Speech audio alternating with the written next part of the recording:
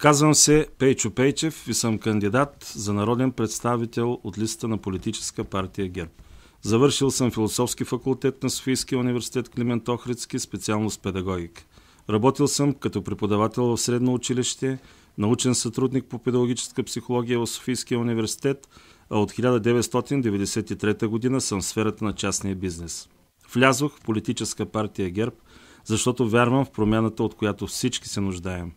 Работя за ГЕРБ, защото смятам, че само ГЕРБ дава единствената възможност да се противопоставим на безобразното управление на страната през последните години.